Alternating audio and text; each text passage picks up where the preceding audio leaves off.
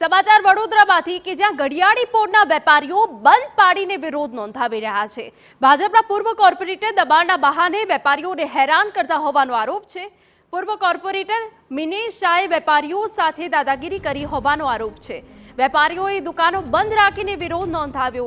દબાણના નામે હેરાન કરાતા વેપારીઓમાં રોષ જોવા મળ્યો છે અને એ રોષ હવે બંધ પાડીને વેપારીઓ વિરોધ કરી રહ્યા છે। ભાજપના પૂર્વ કોર્પોરેટર દબાણના બહાને વેપારીઓને હેરાન કરતા હોવાનો આરોપ વેપારીઓ કરી રહ્યા છે। પૂર્વ કોર્પોરેટર મિનેશ શાહે વેપારીઓ સાથે દાદાગીરી કરી હોવાનો પણ આરોપ વેપારીઓ લગાવી રહ્યા છે।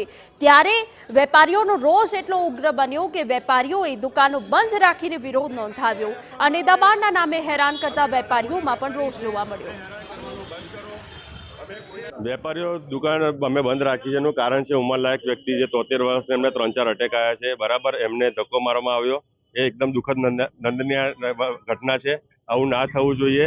અમે નાના વેપારી છે જેમ આમ આદમી એમ સામાન્ય વેપારી કહેવાઈએ। પબ્લિક જ્યારે આવતી હોય અમે પબ્લિક જોડે ઘર્ષણમાં ના ઉતરી શકીએ કે તમે ગાડી પાર્કિંગમાં મૂકીને આવો।